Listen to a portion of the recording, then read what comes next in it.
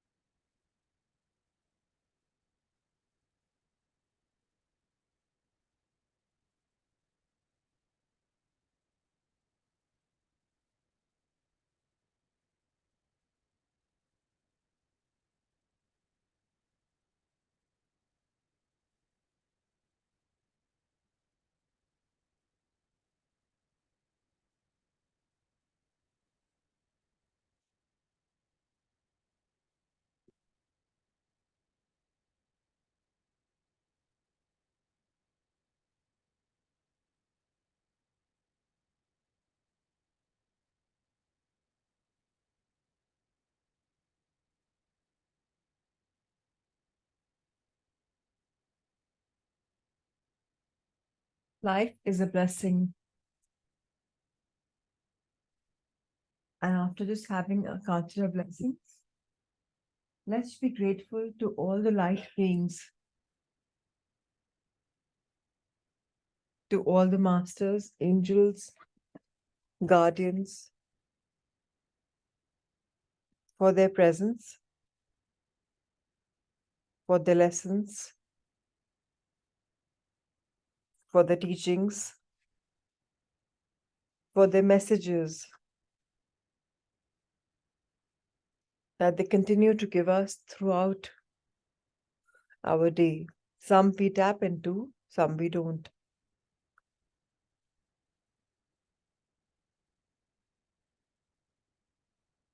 Let's today think about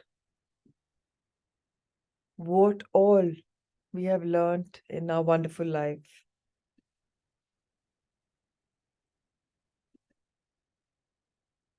From the time we are born until now.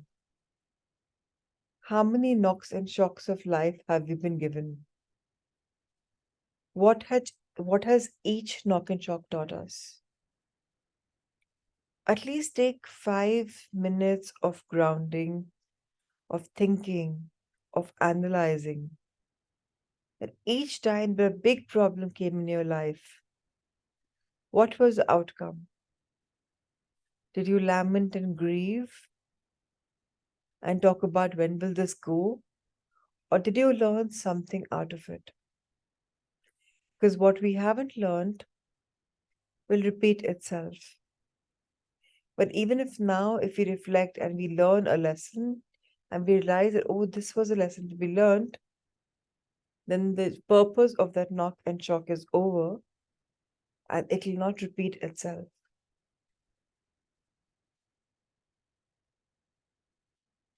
Having realized that we have come on Mother Earth to learn, to grow, to evolve, today's morning, let's just go in silence and reflect. That's a lesson for today.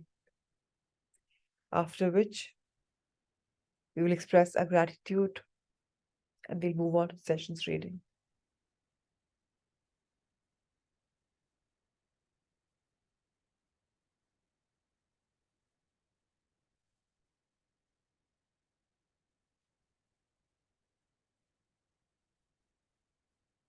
And each time you lose track of your thought, of your lessons, use your breath to get you back in action.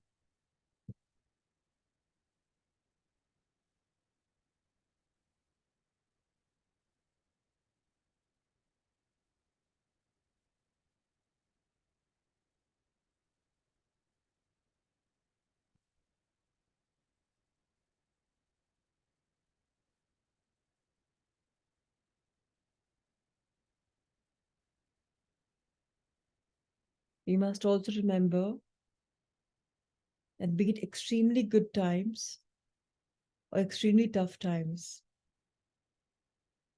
nothing is constant. Time is ever changing, everything passes.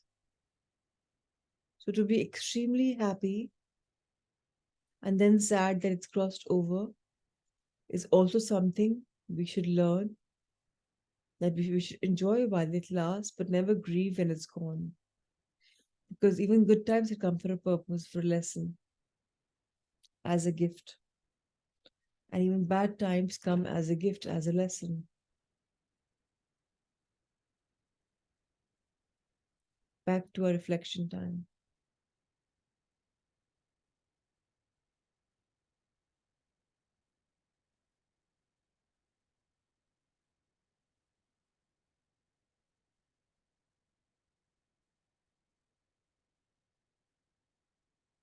And in our tough times, the Ho'oponopono prayer really makes a difference.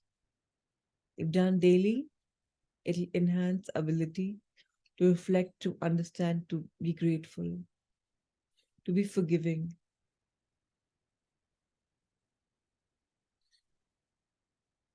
forgiving to yourself, forgiving to others.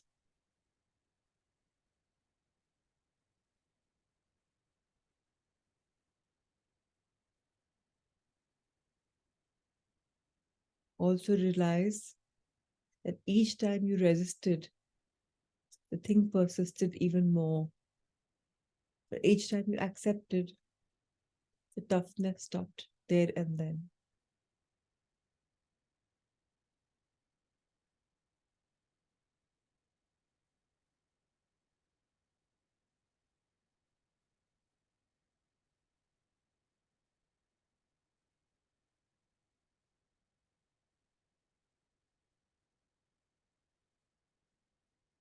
Some say life is a bed of roses, but how wonderful that we have this beautiful bed of velvety petals.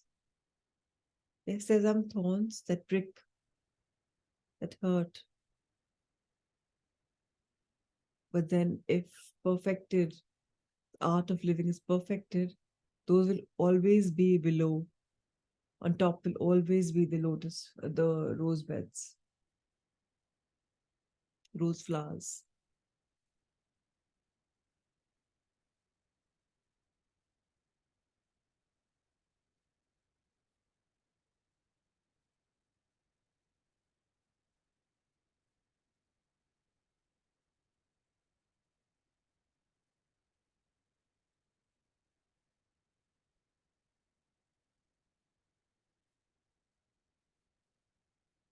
So much to do, such little time. Let's make the most of it.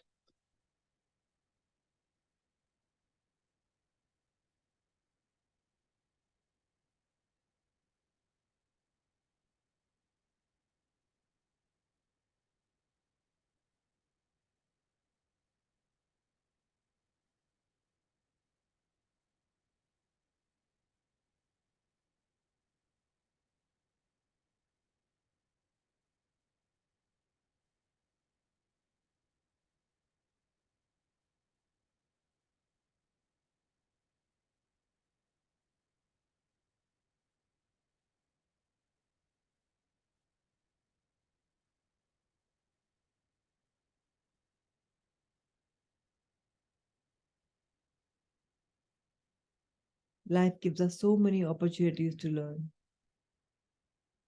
and depends completely upon the quality of us, the student quality in us, how much we imbibe. So let's right now expand a student consciousness by invoking blessings, by encouraging a conscious mind to keep growing by learning as much as possible. So, whatever lessons have come to your mind, just be grateful for that lesson and let's pray to all the light beings. We request you to teach us the toughest of lessons in the most gentlest of ways, if possible. So many knocks and shocks in life came because at that moment I wasn't ready for being taught. And that's why you, the light beings, took the difficult part and taught me with such a big bent in my being. But I here on embrace all the lessons and request you to teach me, for now I am the learning one. Here on, I become the learning one. Up until now, whatever has happened because of my lower consciousness. But now I consciously choose to learn and to grow and to evolve. And I thank you for your guidance, patience, mentoring. And I look forward to so much more. I thank you, I thank you, I thank you. And with this, let's rub our hands together and bless the world that may they become a good tutor and may the tough times simply pass away.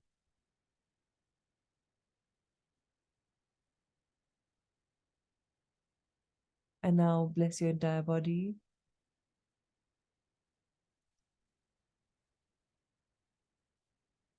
Let's be ready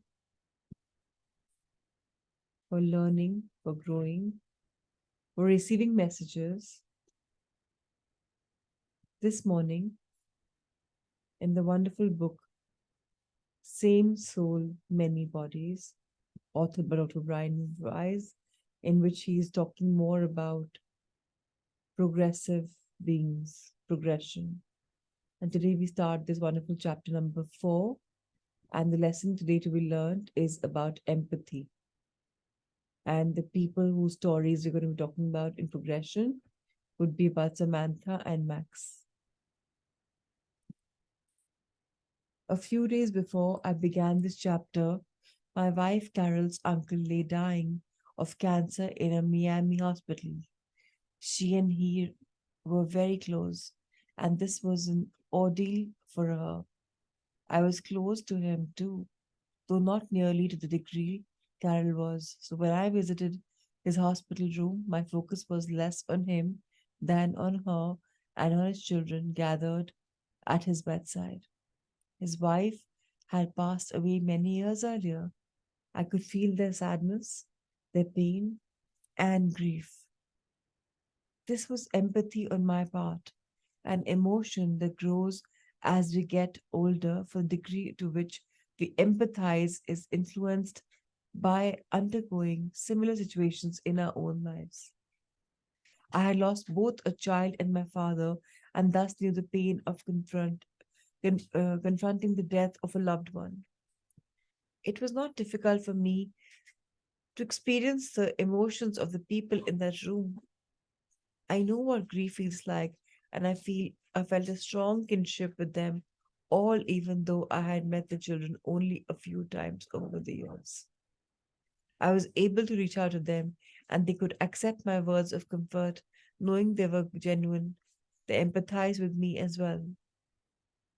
Around the same time, an earthquake in Iran killed some 40,000 people and left hundreds of thousands wounded, torn from their families, and without homes.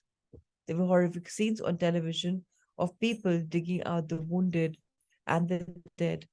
I watched in horror. A different kind of empathy was at work here, more global and probably not as painful as the emotions I felt in the hospital room. If there had been no pictures of the earthquake's aftermath, I might have felt very weak. It was individuality of tragedy, along with the immediacy of the pictures, that made it so painful. My empathy went as much to the rescuers as to the victims, as I found myself thinking that this world is such a difficult place. Here we have illness, disease, earthquakes, typhoons, floods, all the calamities of all nature, and yet we add war, violence, and murder. Like many nations, the States immediately pledged relief and in the form of food, medicine, and manpower.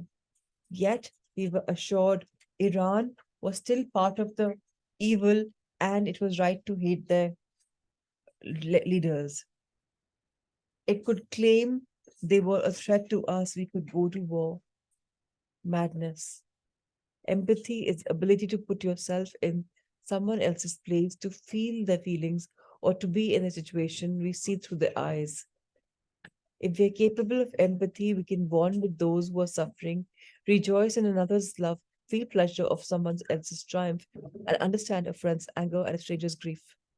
It is a trait that, when mastered and correctly used, can help bring us further towards the future. Those lacking empathy cannot spiritually evolve. The core principle underlying empathy is that we are all connected. I began to understand it during the height of the Cold War when I saw a movie about a Russian soldier.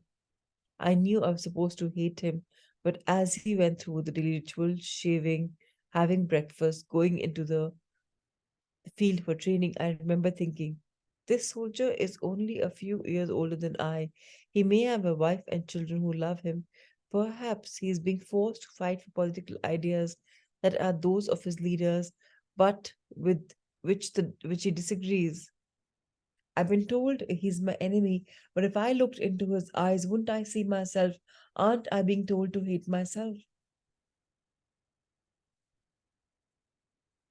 The Russian soldier of yesterday and the Arab soldier of today are the same as you are, for they both have souls and you have a soul, and all souls are one.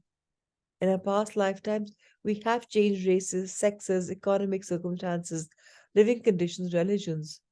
We will change them in the future as well. So if we hate if we fight it or if we kill, we are hating and fighting and killing ourselves. Empathy teaches the lesson. It is one of the feelings we are put on earth to learn, a very key aspect of our preparation for immortality. It is a difficult lesson in which we must experience it not only in our mind but also in our physical bodies.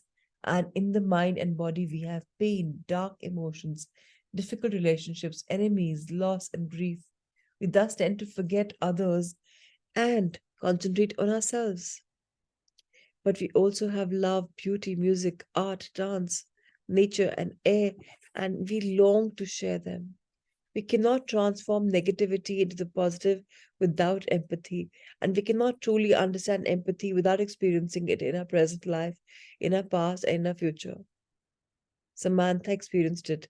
It literally changed her forever. She was a frail girl, weighing less than 100 pounds, and she sat in the office on a February morning with her shoulders hunched and her hands clasped firmly on her stomach as though to hold in pain. Her clothes were simple jeans, sweaters, sneakers with ankle socks, and no jewelry, not even a watch. She might just be entering high school, I thought, though I knew from her introductory questions to which she gave subdued, barely audible answers that she was in fact 19 and a college freshman. Her parents had sent her to me because she was suffering from severe anxiety and low grade depression. I can't sleep, she said in a voice so soft I had to strain to hear it. Indeed, her eyes were watery and bloodshot. Do you know why? I asked. I'm worried I'm going to fail my courses. All of them? No, just math and chemistry.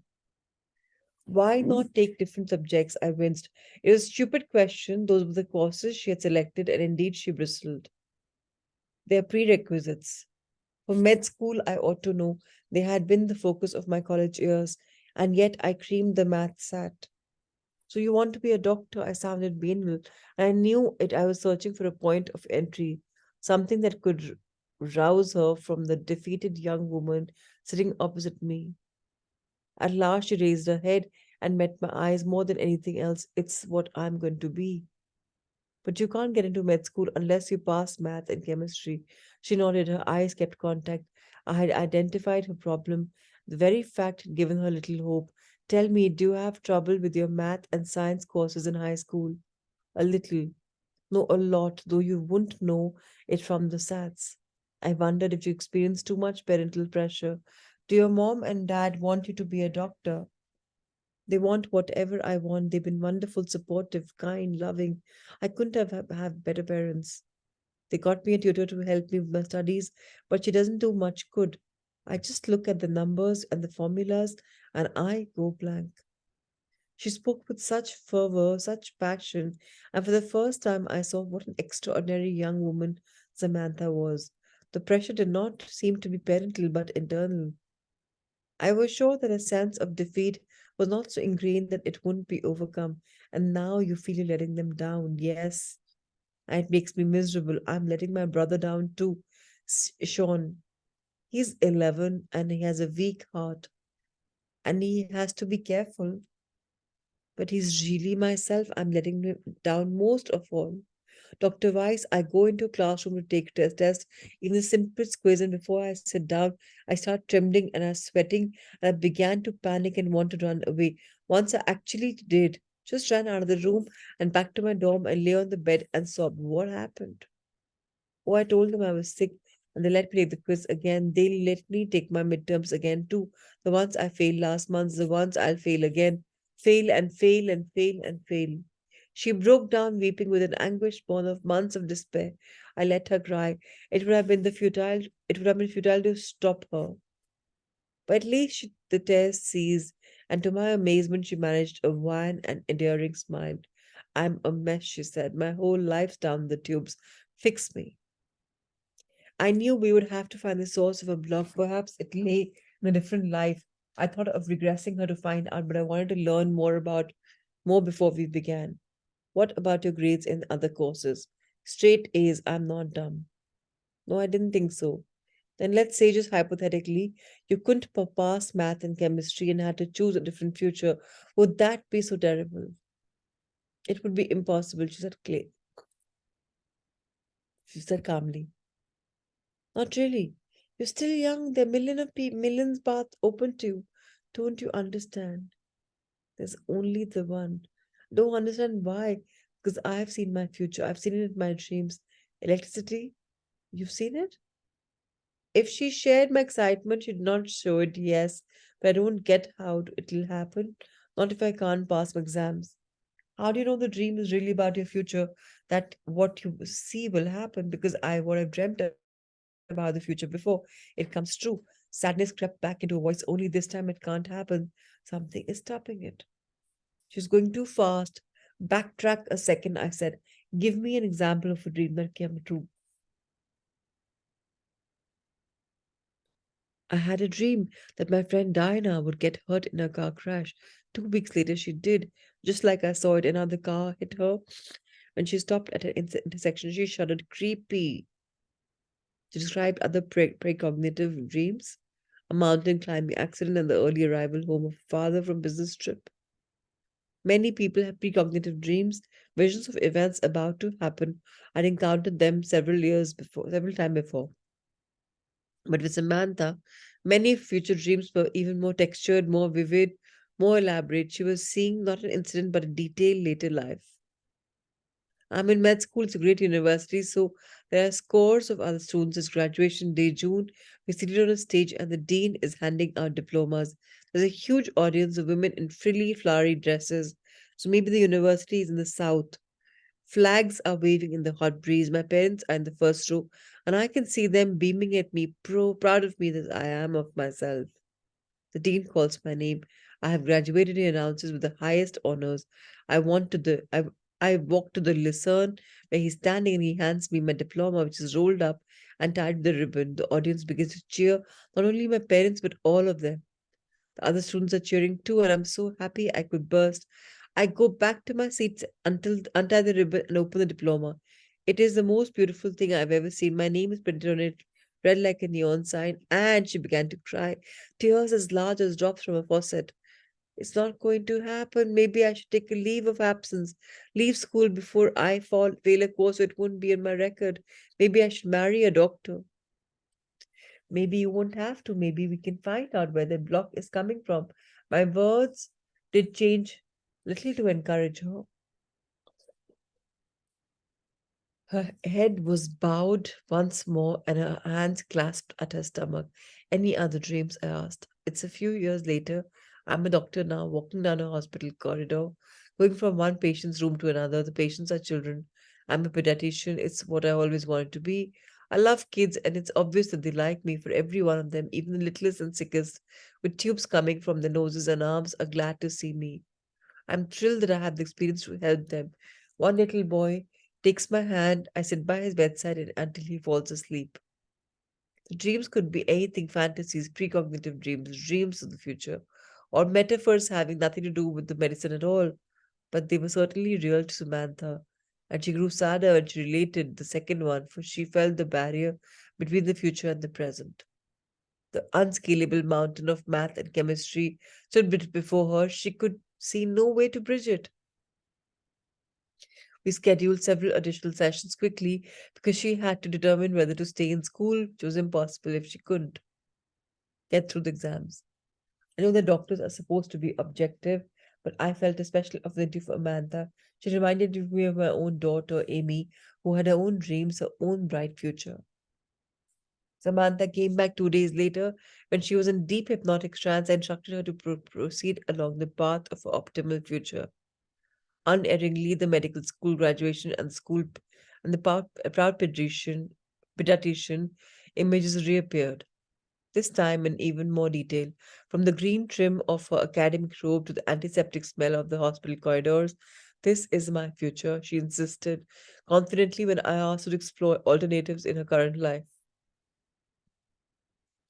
She would not be dissuaded, math and chemistry notwithstanding.